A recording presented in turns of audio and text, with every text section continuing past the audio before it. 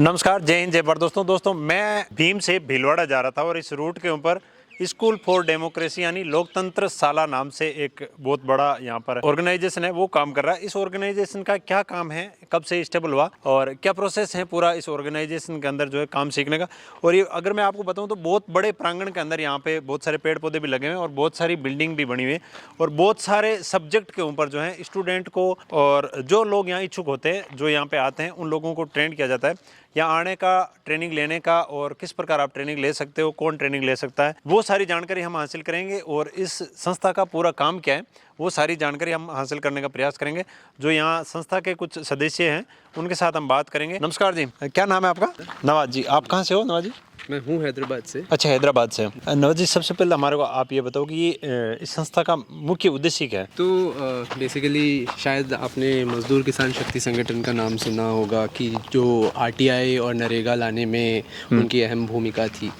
तो जब वो आंदोलन हो रहा था तो तब एक ऐसी जगह की उन्होंने ज़रूरत पाई जहाँ पे लोगों को अपने हक अधिकारों के बारे में और अन्य चीज़ों, अन्य मुद्दों के बारे में बात करने के लिए एक जगह की ज़रूरत उन लोग को महसूस हुई। तो इसीलिए ये एक स्कूल फॉर डेमोक्रेसी लोकतंत्र शाला का सोचा गया कि एक ऐसी जगह हो जहाँ पे लोग आके बात करें, चीज़ों पे विचारें, जानकारी हासिल करें, अपने हक अधिकार जानें और अन्य चीज़ों के बारे में भी उनको जानकारी हो।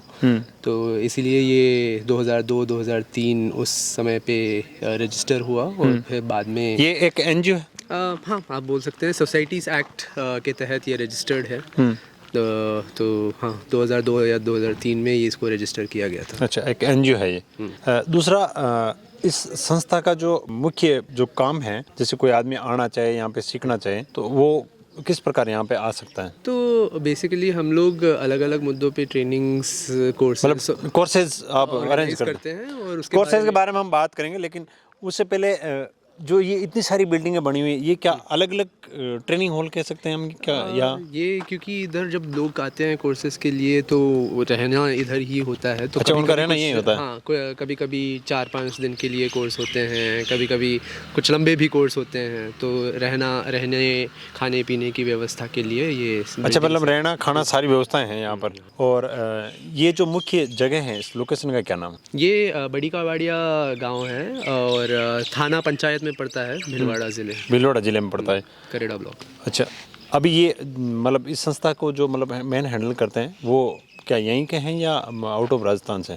कुछ लोग, ज़्यादा से ज़्यादा लोग तो लोकल ही हैं। कुछ लोग हैं जो बाहर से हैं, जैसे कि मैं हूँ हैदराबाद से। अच्छा। लेकिन ज़्यादा से ज़्यादा लोग इधर लोकल ही हैं।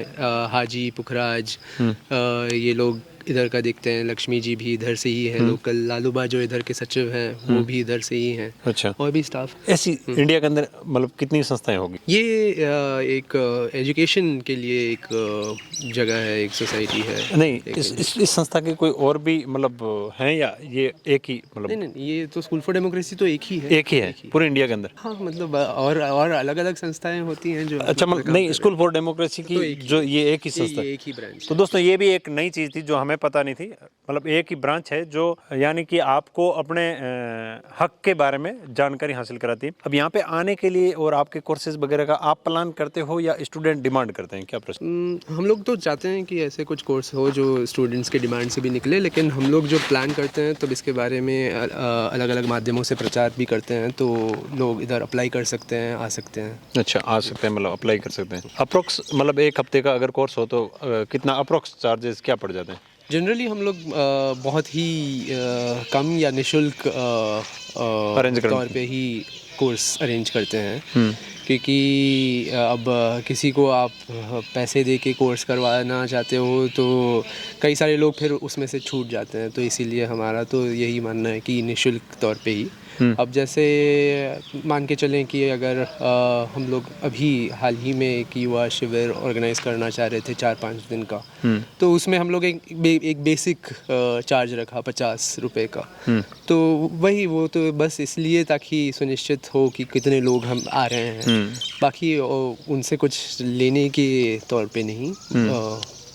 हाँ, ज़्यादातर निःशुल्क ही रहता है। फिर आप लोगों का फंड का कैसे मैनेज होता है, इसका खर्चा? इधर हम लोग को अलग अलग इंडिविजुअल डोनर्स हैं जिनको हम लोग रिक्वेस्ट करते हैं कि वो हमें सहायता प्रदान करें, जिसके वजह से हम लोग फिर और लोगों को कोर्सेज या ट्रेनिंग्स में शामिल कर सकें। तो मोस्टली तो इंडिविजुअल डोनर्स ही हैं, और इसमें ना हमारे पास तो FCRA नहीं है, तो फॉरेन कुछ फंडिंग नहीं लेते हैं, ना ही कुछ इंस्टीट्यूशनल या सरकार से कुछ फंडिंग नहीं लेते हैं। इंडिविजुअल डोनर्स के माध्यम से ही चल रहा है। मतलब आप लोगों की इस संस्था का मेन लक्ष्य क्या है, मुख्य उद्देश्य? तो जैसे कि स्कूल फॉर डेमोक्रेसी है, अभी लालू भाई ने भी आपको बताया, तो यही तो है दोस्तों यहाँ पे जो बुजुर्ग हैं लालू बाजी, वो यहाँ पे काफ़ी वर्षों से जो काम कर रहे हैं, उनसे भी हम बात करेंगे। और मुझे सबसे अच्छा तो यहाँ का अब एजुकेशन कैसी और किस स्तर की, वो तो यहाँ आप आए हो तो आप लोग ज़रूर कमेंट करना। लेकिन यहाँ का जो लुक है ना, बहुत पीसफुल है, और जो बिल्डिंगें बनाई गई हैं वो मतलब इस हिसाब से बनाई गई है कि यहाँ का बहुत मनमोहक जो दृश्य है वो है। और लालू जी से भी हम बात करते हैं। इस संस्था के अगर हम कहें तो जो अभी मौजूदा समय में हमारे को जो मिले हैं वो काफ़ी पुराने यहाँ पर वर्कर हैं, और हम ये भी जानने का प्रयास करेंगे इस प्रकार ऑर्गेनाइजेशन बनाने की ज़रूरत क्या पड़ी, वो भी जानकारी हासिल करेंगे। नमस्कार जी। हाँ नमस्ते, मेरा नाम लाल सिंह है और मैं यहीं लोकल राजस्थान के देवगढ़ ब्लॉक के सोनगढ़ गांव से हूँ। अच्छा, सोनगढ़ से आप। एक्चुअल में आप यहाँ पे कितने वर्षों से सेवा दे रहे हैं? मैं तो 35 साल से यहीं। 35 साल से यहीं पे हूँ। हाँ, मैं इसी इलाके में और इसी तरह के काम करता हूँ मैं। अच्छा, समाज सेवा का काम। समाज सेवा। तो ये इससे पहले आप मतलब क्या करते थे? उम्र में काफ़ी हैं तो पहले। मैं देखिए राजस्थान पुलिस में था पहले। अच्छा, राजस्थान पुलिस में थे। मेरे पिताजी तो गांधी जी के बहुत साथ रहे हैं, तो हमें सारे जो ये विचार और समझ और वो मतलब गांधीवादी विचारधारा अगर हम कहें। हाँ, एक तरीके से गांधी को पढ़ने से तो खैर गांधीवादी तो हम नहीं हो गए इतना भी नहीं है, लेकिन हाँ हम थोड़ा अहिंसा को तो मानते हैं कि अहिंसा परमो धर्म है। अहिंसा के साथ हमें संविधान की मुख्य धारा में रहते हुए देश के लिए क्या सेवा दे सकते हैं, समाज के लिए क्या कर, वो ही हमारा उद्देश्य है। और मुख्य रूप से हम ये सोचते हैं कि संविधान सर्वोपरि है, संविधान से ऊपर कुछ भी नहीं है, संसद भी संविधान से ऊपर नहीं। तो हमें संविधान के अनुरूप ही काम करना चाहिए। जैसे हमारे प्रियम्बल में सबसे पहले लिखा हुआ कि हम भारत के लोग भारत को कैसे चलाएंगे, वो लिखा हुआ है। वहाँ सिर्फ लिखा हुआ हम भारत के लोग, वहाँ कोई पद नहीं है, कोई पार्टी नहीं है, कोई नाम, तो हम भारत के लोग मतलब अभी सब भारतीय मतलब हम एक हैं और एक रूप होकर के इस देश को कैसे चलाएंगे। वहाँ कोई व्यक्ति नहीं है, कोई पार्टी नहीं है, मतलब ये एक परिवार है। इस परिवार को हमें कैसे चलाना है, मतलब हम पार्टी बाजी जाति धर्म संप्रदाय सबसे ऊपर उठ के भारत को अपना मतलब देश मान के, और उस देश को देश तो है ही मान के क्या, लेकिन उस देश को एकजुट होकर मतलब किस प्रकार हम विकास की धारा पे ले जा सकते हैं, मतलब बहुत सुंदर। अब ये जो संस्था है इसके अंदर मतलब आप कई वर्षों से काम कर रहे हो, तो इस संस्था से जिन लोगों को एजुकेशन दी गई और जो लोग एजुकेशन लेके और मतलब फील्ड पे गए, तो उनसे वापस किस प्रकार का रिस्पॉन्स आता है और किस प्रकार से जो जिस संस्था से ट्रेनिंग मिलती है? जो भी लोग निकल के जाते हैं या हमारे संपर्क में हैं, एक तो ये है कि वो बिल्कुल मुख्य धारा में जुड़ करके काम करते हैं, किसी हिंसा में या आपराधिक गतिविधियों में।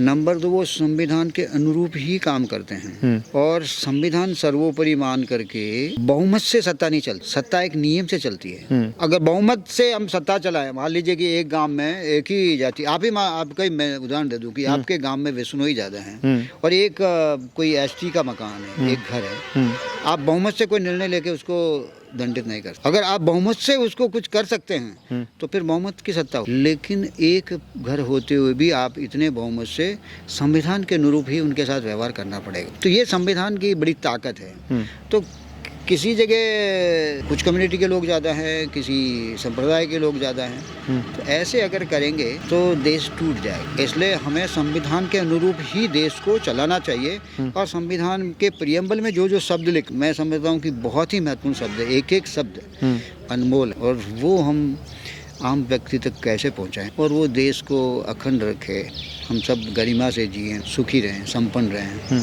वो हमारे सभी महापुरुषों ने ये कहा कि सर्वे भवन्तु सुखिनः। हमारी न तो किसी से दोस्ती है, न किसी से दुश्मनी है। हमें कबीर बाजार में वो कहानी है ना। मैं एक चीज़ आपसे हट के पूछना चाहूँगा, जो मौजूदा परिस्थिति है देश की, वो आपको कैसी लग रही है? आप बुजुर्ग हैं, काफ़ी तजुर्बे वाले लोग हैं, क्या ये देश के विकास के लिए अच्छी है या इसके प्रति आप? इस समय सारे लोग सिर्फ अपने लिए काम कर रहे हैं, देश के लिए करते हैं, तो देश अभी तक तो अभी 70-80 साल में जिस गति से हम बढ़ना चाह रहे थे, वो गति मिलती तो शायद दुनिया में हम पहले नंबर पे। लेकिन हमारे पार्टीज़ में भी अपराधी लोग आ जाते हैं, कभी ब्यूरोक्रेसी में भी करप्ट लोग आ जाते हैं। तो आप देख रहे हैं हर रोज़ कोई न कोई एंटी करप्शन में जा रहा है, कहीं कुछ घपले हो रहे हैं। तो ये जो व्यवस्थाएं हैं, इसको ठीक करने के लिए सिर्फ और सिर्फ जनता ही इसको ठीक, कोई व्यक्ति या कोई पार्टी इसे ठीक नहीं कर पाएगी।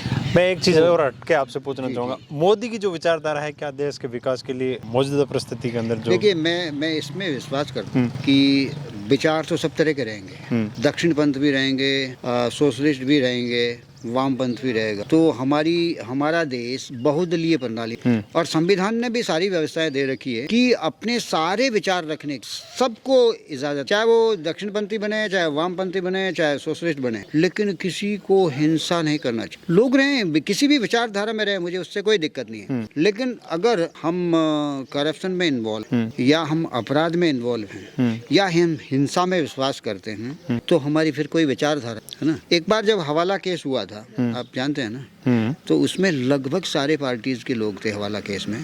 तो मैं मानता हूँ कि सारे एक ही तरीके के हैं यार। फिर विचारधारा तो बाद में रही ना, सबसे पहले तो ईमानदारी होने। विचारधारा कोई भी हो, चाहे मोदी की विचारधारा हो, कि राहुल गांधी की विचारधारा हो, कि कम्युनिस्टों की विचारधारा हो, कि दक्षिणपंथी हो, कि वामपंथी हो, विचारधारा से किसी को कोई ऑब्जेक्शन, क्योंकि अपना विचार रखने की आज़ादी संविधान ने दे रखी है। तो मुझे विचारों से प्रॉब्लम नहीं, लेकिन मुझे जो प्रॉब्लम है कि हम हिंसा को बढ़ावा नहीं दें, हम करप्शन को बढ़ावा नहीं। बाकी ठीक है, वो तो अपना अपना उद्देश्य है, जो जहाँ रहना चाहें रहें। आपने बहुत लंबा संघर्ष किया है, जिस हिसाब से मैंने जाना, तो बहुत सारी चीज़ें देखी है। जिस हिसाब से मौजूदा सरकार काम कर रही है, जैसे विकास के काम हो या कोई देश की जो छवि हो विदेशों के अंदर मजबूत हुई, तो ये क्या एक देश के हित में साबित, मतलब अच्छी साबित हो सकती है? नहीं, अच्छे काम के लिए सब कहेंगे कि अच्छा हो रहा है, और गलत काम के लिए सब लोग कहेंगे कि गलत हो रहा है।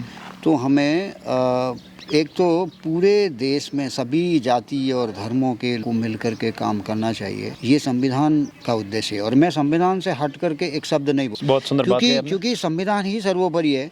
मैं अगर संविधान से बाहर जाकर के कुछ बात कर, तो शायद फिर मैं अपना विचार रखना चाह रहा हूँ कि संविधान को ही मानते हुए, उसके प्रारूप को मानते हुए, उसके प्रेम्बल को मानते हुए, उसकी धाराओं को समझते हुए ही हमें आगे बढ़ सकते हैं। और ये हमारे पुरखों ने बहुत अच्छा सा संविधान, बहुत दुनिया का महानतम संविधान दिया है, और ये बहुत ही अच्छा। बहुत ये अब यहाँ जो स्टूडेंट आते हैं उनको मतलब संविधान के अनुसार बिल्कुल हाँ, बिल्कुल हम कह रहे हैं कि डेमोक्रेसी इज द बेस्ट।